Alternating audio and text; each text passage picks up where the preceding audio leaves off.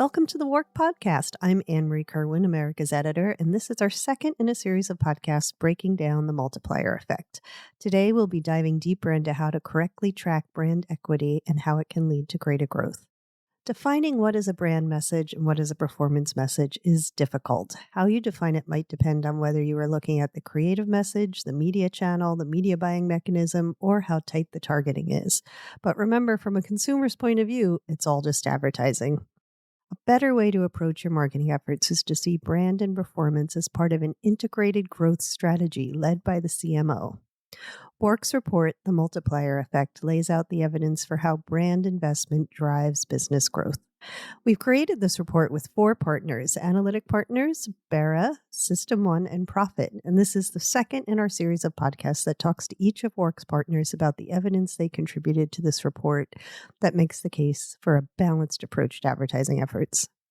In the first episode, I spoke with Mike Menkes of Analytic Partners to explore the pitfalls of depending on performance marketing tactics.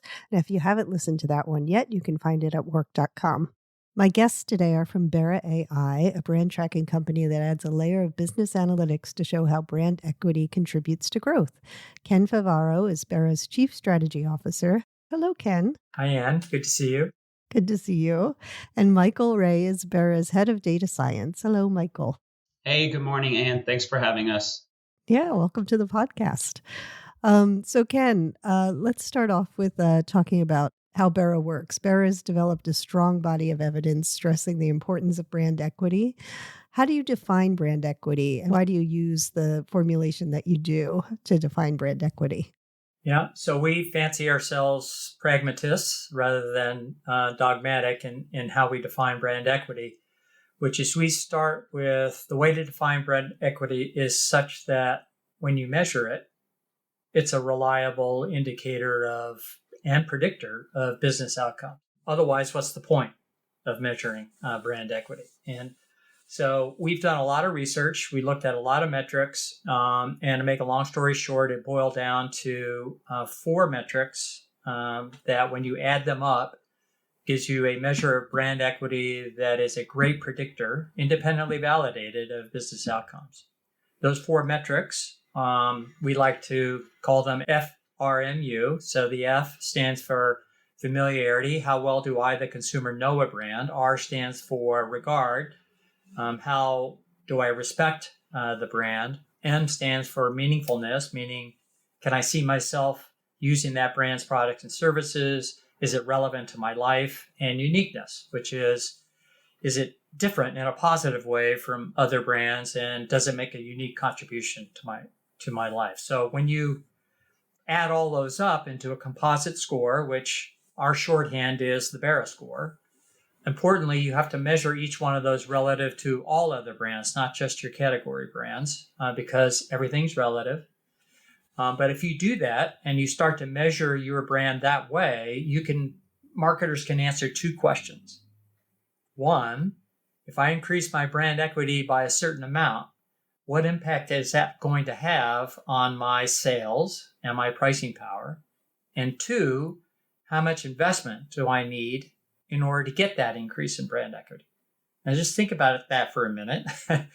Imagine what all of that unlocks in terms of being able to target audiences, position your brand, plan media, set goals, all based on ROI rather than on hand waving, which many marketers are forced to do because they don't have a good measure of brand equity that connects it to business outcomes. So back to your question, how do we define it?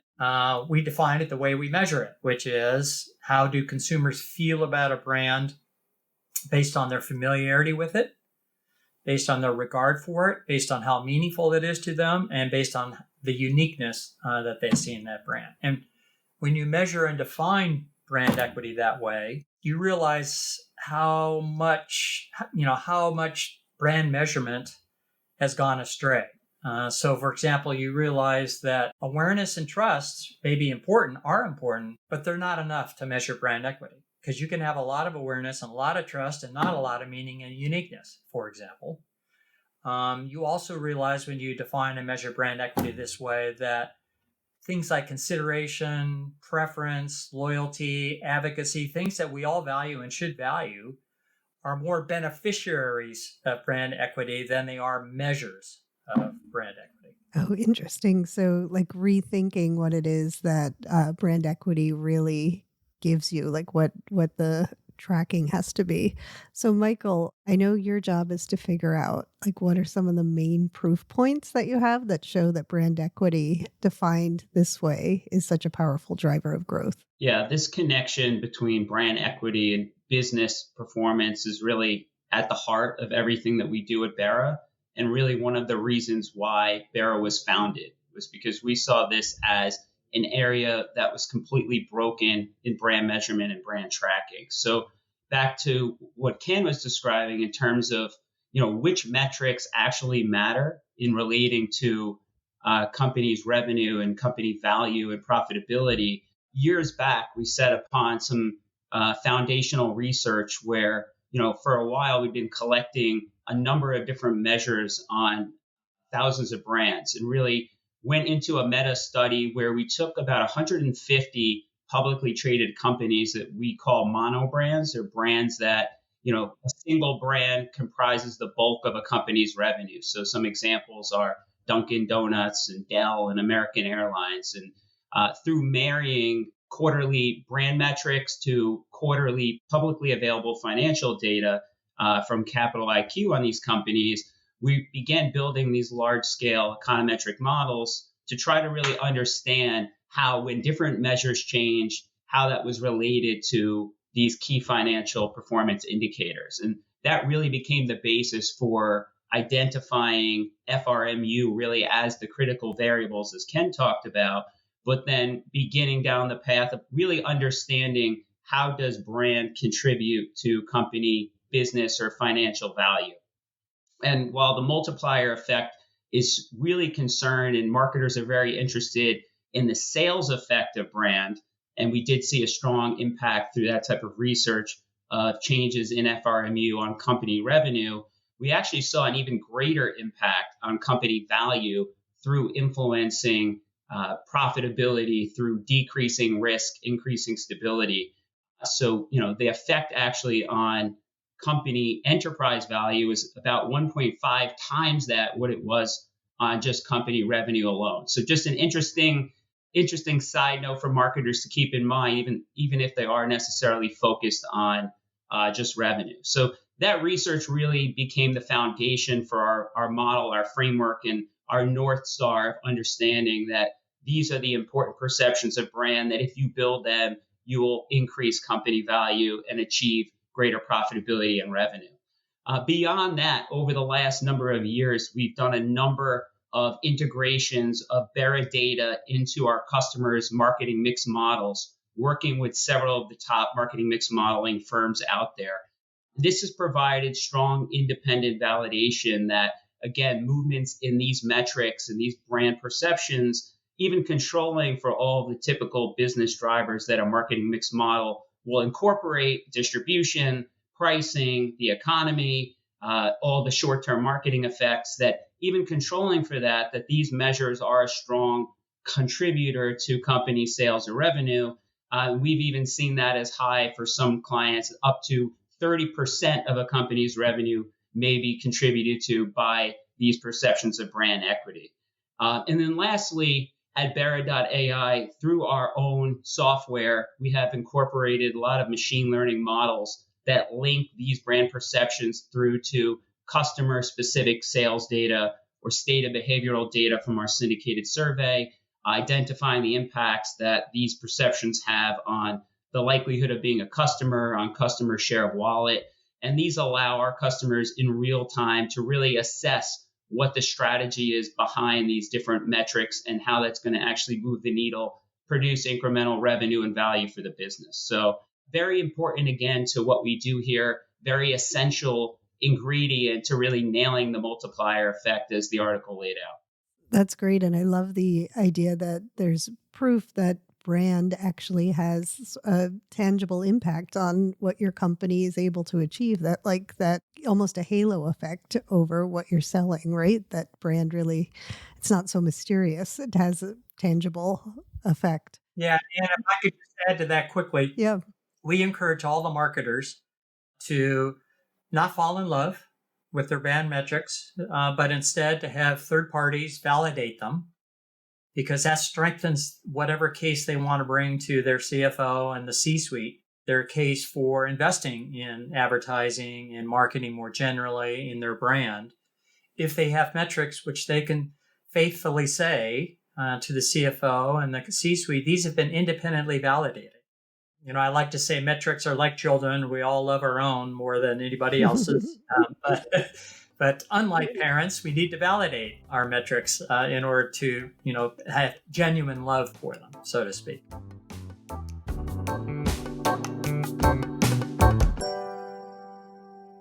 Well, I was interested, Michael, in what you were saying about how following how well your brand is doing can lead you to understand like how you can reach higher profitability.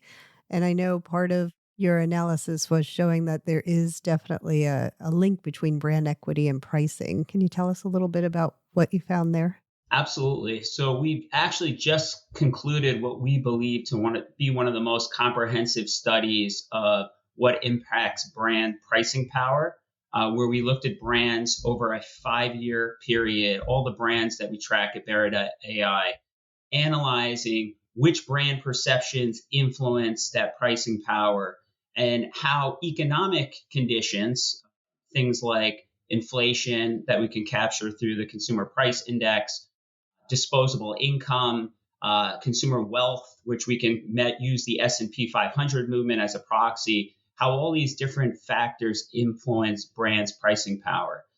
So we just completed that. We were able to get the high-level overview in the multiplier effect just in time, but there's so much more that'll be coming there. So stay tuned for a WARC article or podcast coming soon on that.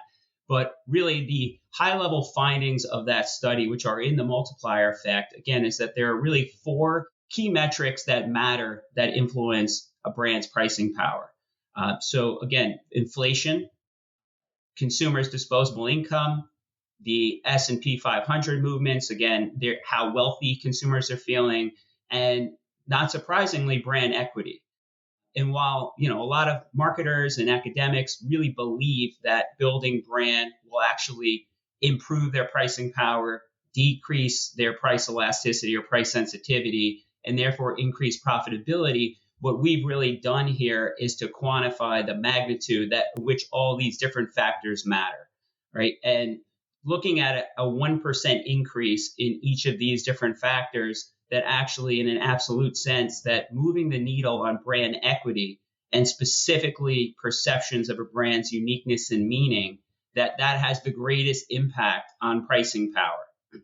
And the implications for this for marketers are really that, your brand is not just, something that sways in the wind with different economic conditions, and that, you can be a victim of reduced price elasticity based on inflation or the economic climate. Is that you actually have the ability to develop strategies to improve these specific perceptions among different consumer target groups in order to maintain your pricing power in tough economic conditions and continue to make your brand more resilient in the face of these different economic climates. And that was really another key point of the article that the multiplier effect did not get into.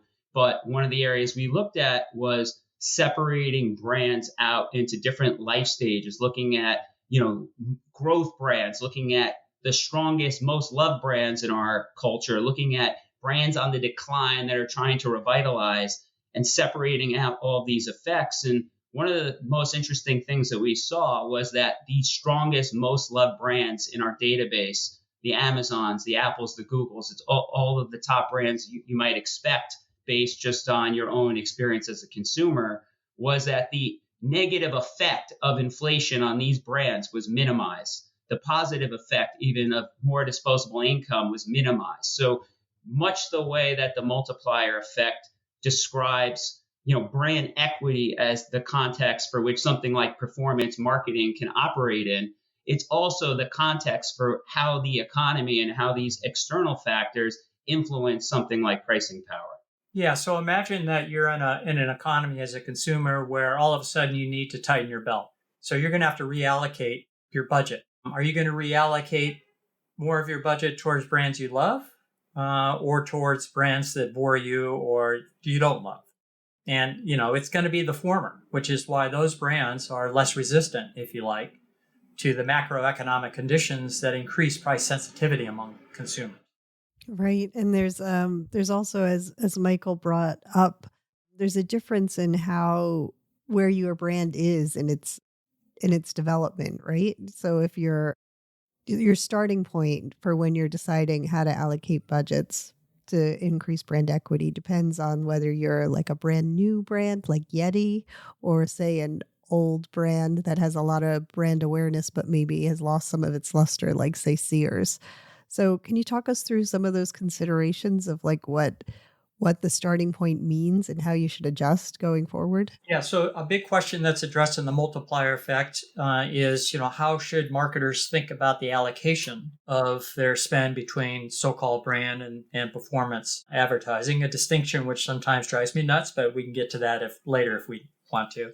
And we make the point in the multiplier effect that allocation really depends on your starting point. So what do we mean by starting point? And what we mean, going back to the way we measure brand equity, is the shape of your brand equity, not just the level of your brand equity, but the shape, meaning the relative strength of M and U relative to F and R, meaning the relative strength of meaning and uniqueness compared to the familiarity and regard of your brand. There are many, many big brands out there with whom consumers know very well, so their familiarity is very high. They're even respected, so their regard is very high, but they've lost their meaning and uniqueness. So you mentioned one example with Sears. Most of the beer brands lack meaning and uniqueness. Almost every consumer insurance brand lacks meaning and uniqueness. With 95% awareness, consumers have nevertheless remained bored with all of them, with the possible exception of State Farm. Come back to that if you like. For them, the main job of advertising is to revitalize their meaning and uniqueness. And the ROI performance advertising is going to be pathetic until that happens. But there's a great temptation to go the opposite direction because having lost meaning and uniqueness, your growth is stalled. And so you want to double down on whatever gives you the near-term comfort that you might acquire acquisitions, which is performance advertising. But performance advertising is only as strong as the brand that stands behind it. So that's how you get into what was called the advertising doom loop in the multiplier effect, which is a great concept that every marketer should be sensitive to these days.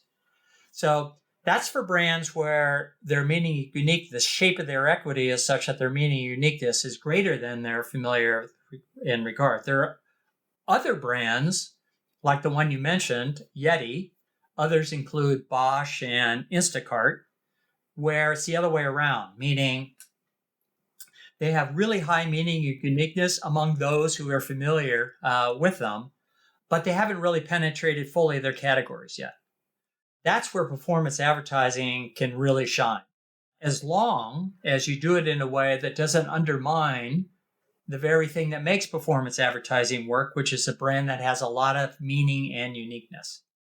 Hence, the connection between those two has to be strong, and you can get a multiplier effect between them if the way in which you do more performance advertising enhances rather than dilutes your brand, and if the way in which you do brand advertising is more about just building awareness, it's about sustaining, building, regaining meaning and uniqueness. But it all starts with understanding where you're starting from, the shape of your brand equity. Exactly. Yeah. And that's one of the main points in the multiplier effect is that you can't silo these two activities. They have to be integrated. You have to understand why you're doing what you're doing with performance and with brand. Yeah.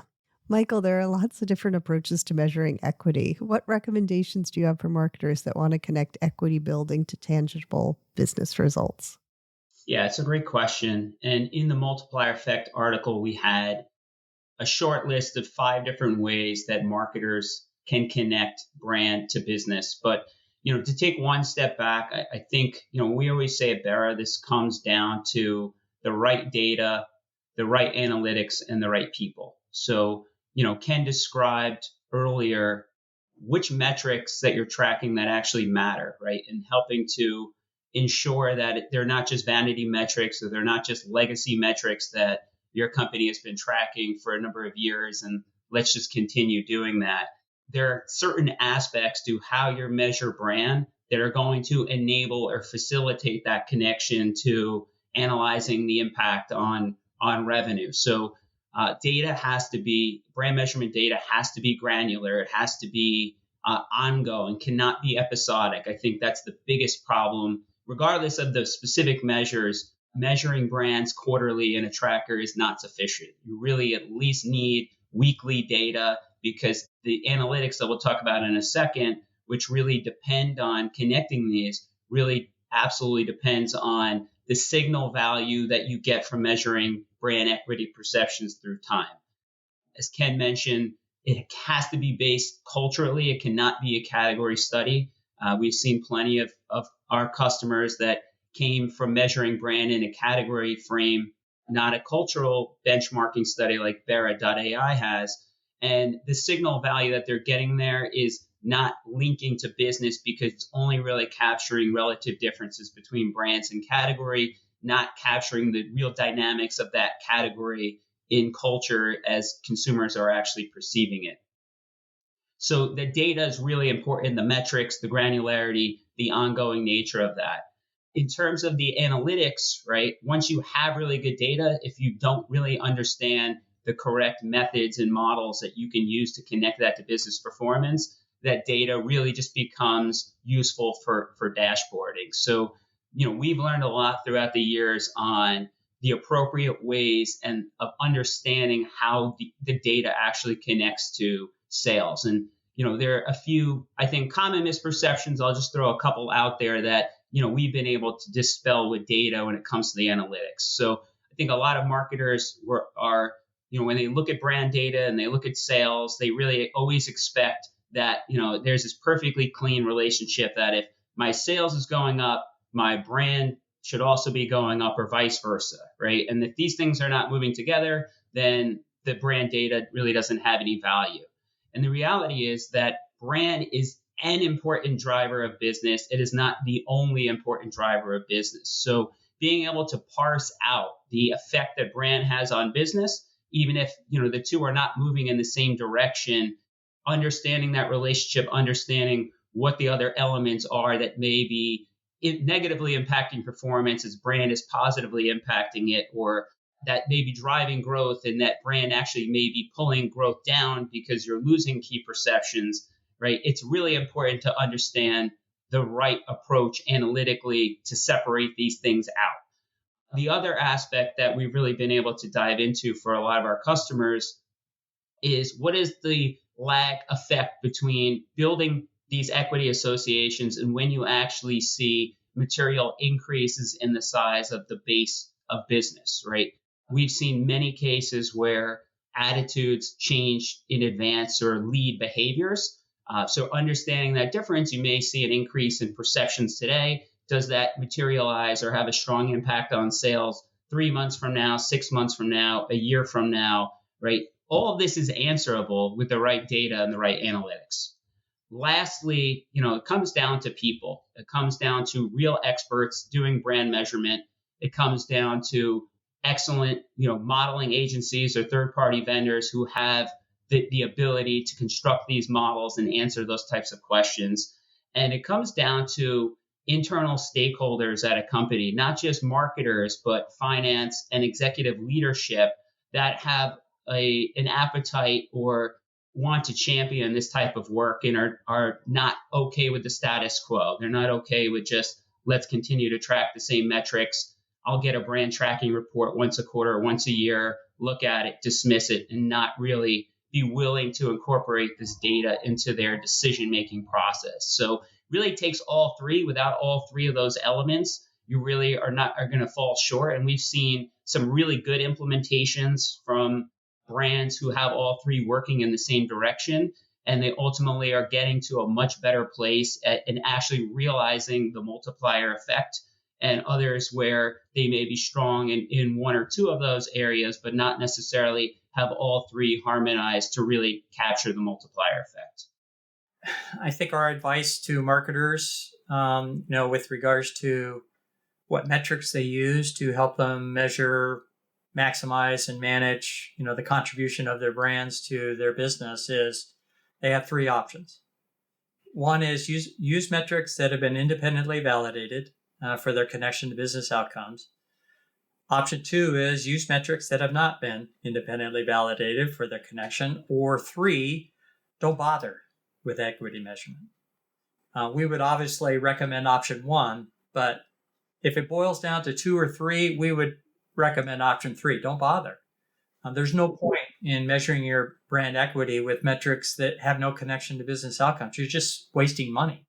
And I think you're wasting credibility as well. Yeah, it makes it that much harder to bring that argument into a C-suite to say Correct. This is why we should be investing in brand if you don't have those analytics to really make the case for you. Yeah, it's true. And that's one of the things we're doing with the multiplier effect is talking about the dangers of siloing your marketing organization into performance and brand, because you're not connecting the power that you have within that group. But also the next step too is leveling up marketing to be a true partner in the C-suite. Yeah. So that the C-suite understands this is a lever you can pull to really increase profitability, drive growth. It should all be connected.